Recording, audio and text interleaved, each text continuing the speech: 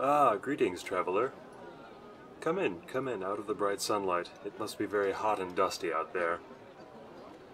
Yes, come in. You have the look of someone who's been on their feet for many a long mile. Do come in, sit down for a bit, and rest yourself. There is a wooden chest with a flat top, conveniently near to you. Have a seat there. Are you new to this area? You do not have the look of the locals about you. This is no bad thing, of course. There are many far wanderers who pass through this place. I am one myself, as are many of the merchants here at the marketplace. Oh, there are all sorts of wares sold at market. In addition to the various goods sold and traded by the townsfolk, there are traveling vendors who specialize in certain lines of goods and wares. There's the leather worker next door, for example. He makes a bit of everything. Hats, pouches, prosthetic tails, and ego augmentation devices, just to name a few. There are a few tailors and seamstresses. They sell clothing to those in search of a new wardrobe or in need of replacement garments. The life in these outer reaches of civilization is hard on clothing. Then there is the traveling blacksmith, though how he manages to compete with the village smithy is somewhat of a mystery to me.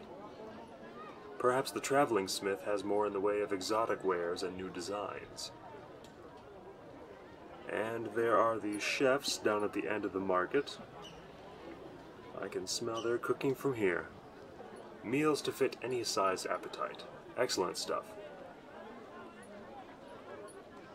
Also, there are some sellers of perfumes and oils, and a woodworker peddling all sorts of things from carved spoons and bowls to portable tables and chairs.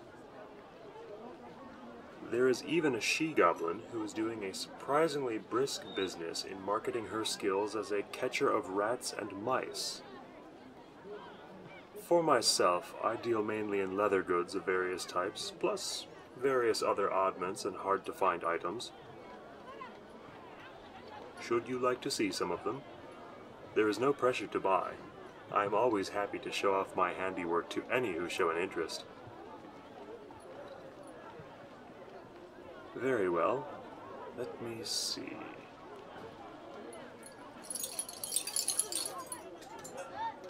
Ah! Here is a ring belt, done in blue leather over green. This sort of belt has no buckle, but is fastened in a simple knot tied through the steel ring at this end. As such, they need no holes, and will fit nearly any size of waist. This particular belt is further decorated with green stitching along the edge of the upper blue layer. It is tied thusly. The belt is placed around the waist. The ring, situated in front, the free end is passed through the ring from the back, and then is looped under the belt on the other side of the ring. Then it is pulled upwards, turned down, and passed behind itself in front of the ring. A little bit of adjustment, and then the friction of the leather layers against themselves will hold all in place. And here we have a very capacious pouch. Two pouches, really.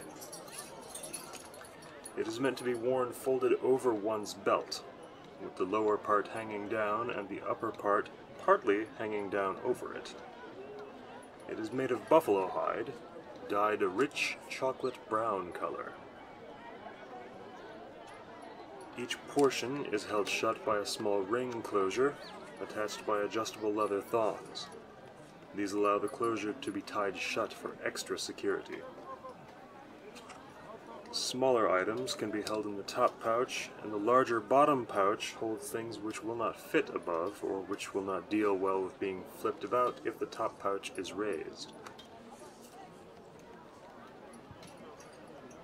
This is one of the smaller items that I make. It is generally called a Flagon Strap or a mug frog. It is made similar to the belt that I showed you just now, with two layers of leather.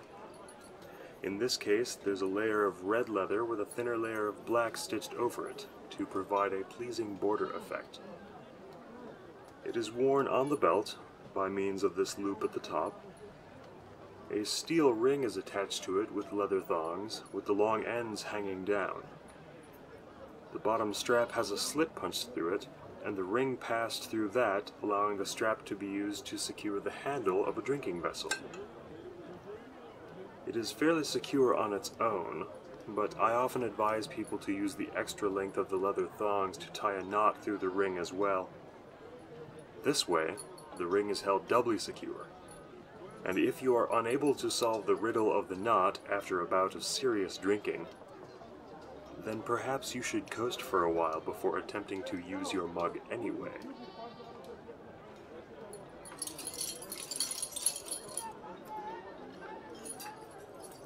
I have a few lines of wares that are even more simplistic, yet still sought after.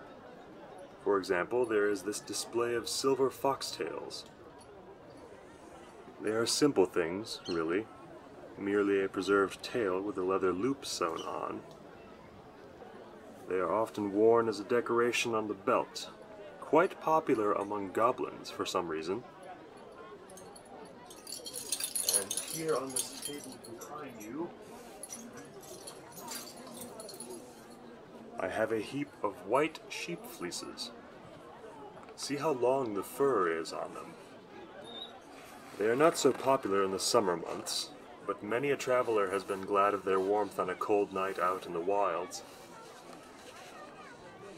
2 of them sewn together, and a small hole cut out for the head, makes an excellent throw-over garment that protects the torso against cold and wind, especially if worn under a cloak of otherwise too thin cloth.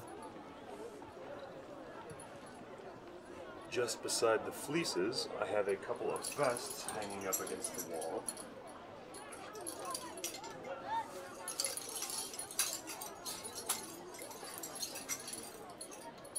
They do look rather ragged and patched together, don't they? That is partly by design, and partly due to the materials. I assemble them using leather with very rough edges, but that is otherwise sturdy and sound. This lets me use much more of the raw materials I work with, and the rough and ragged design proves quite popular with, again, many goblins, as well as other persons who appreciate the look of raggedness without shoddy construction. Some of them even have random straps and such to allow for the attachment of small objects in various places to the surface of the vest. This one even has pockets. Let me see. What other interesting things do I have to hand?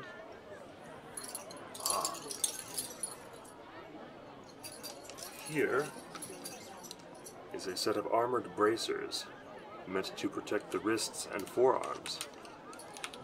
This pair is fastened with steel buckles and leather straps. The base layer is thick bullhide leather, with another layer over that. And worked into the upper layer, with more leather strapping, is a pattern of small steel rings that adds an additional measure of protection against the various blades and claws and sharpened sticks of the marauding brigands and creatures one may encounter in one's travels.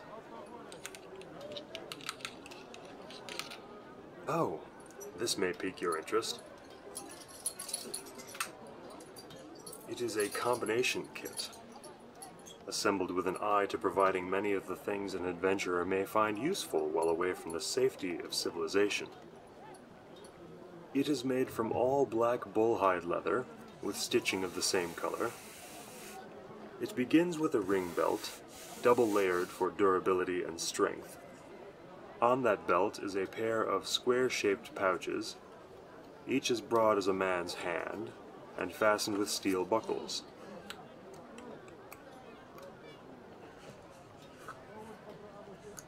Next to the pouches is a steel flask in its own leather sleeve, held in place with a leather strap and a clever little button stud closure.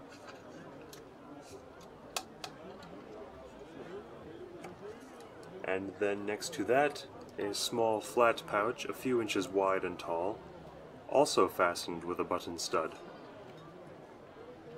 And next to that is a sort of leather belt flag hanging down off the belt and carrying its own tiny cargo.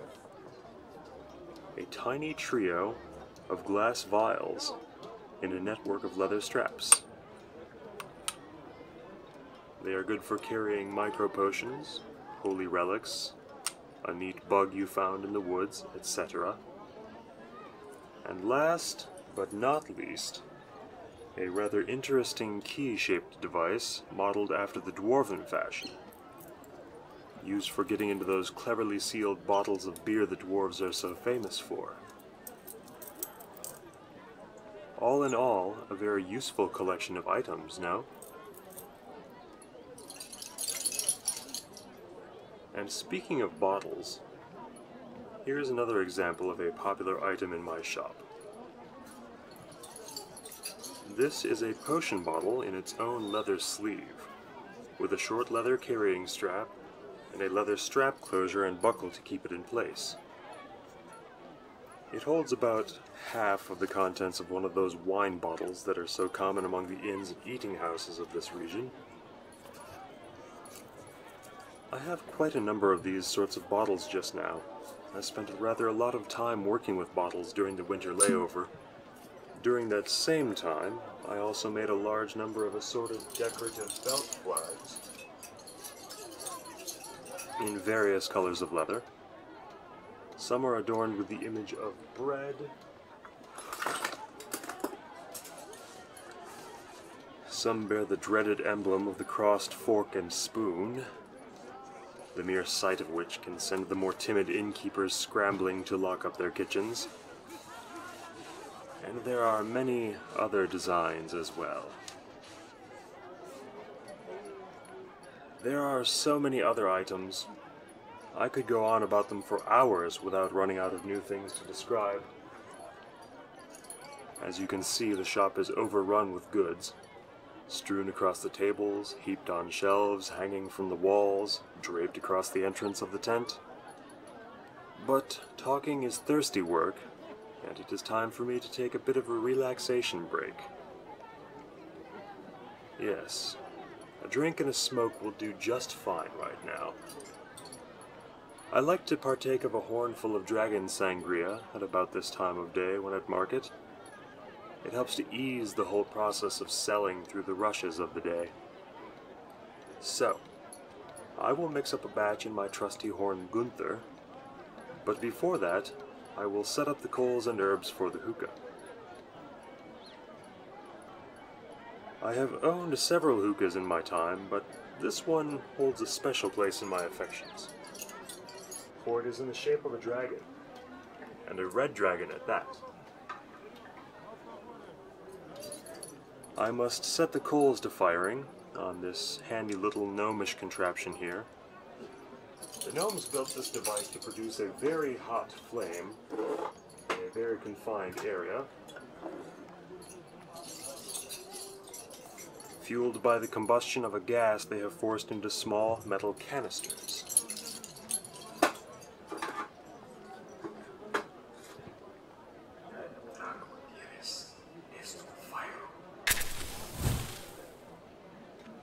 There.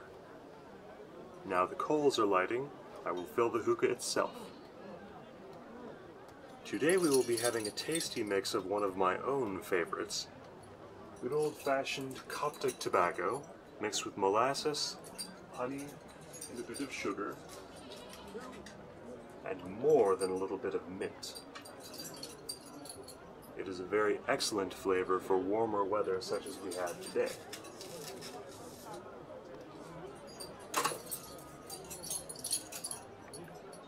A piece of thin metal foil over the top, and some holes for the air to flow through.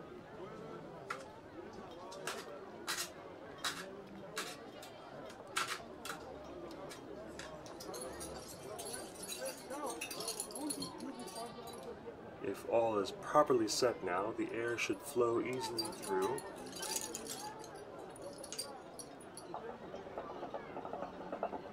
That seems about right.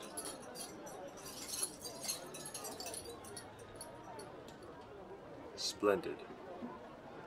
And while all the coals are getting fired up to a fine red heat, I will mix up the sangria in Gunther. Yes, Gunther is quite the sizable horn, isn't he? When I first got him, a good friend of mine felt he was such an impressive specimen that he needed a name, and eventually the name of Gunther was settled on. He holds almost exactly half a gallon of the standard measure. Conveniently, it holds slightly more than 2 of the standard innkeeper bottles, which makes the mixing of the sangria quite simple. I have merely to open a bottle of sweet red wine, and another bottle of mixed fruit juices, and let them flow.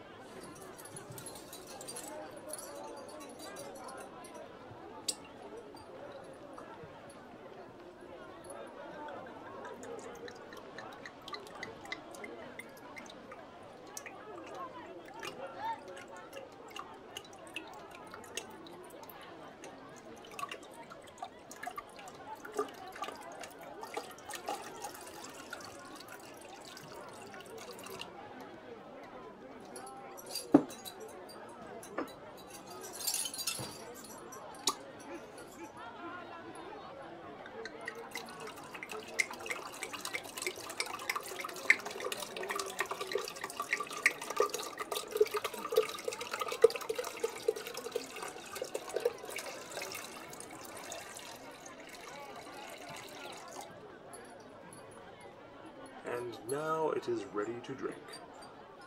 I will prop it up over here for a moment. No you don't, Gunther. Don't you do it. No tipping over.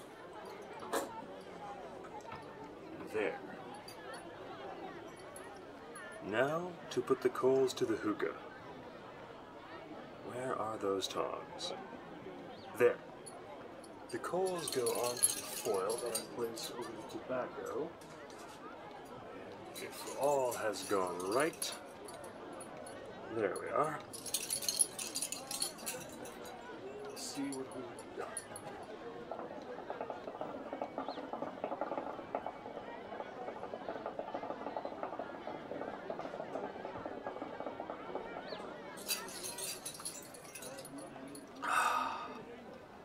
And pray, have a drink and a smoke if you feel so inclined.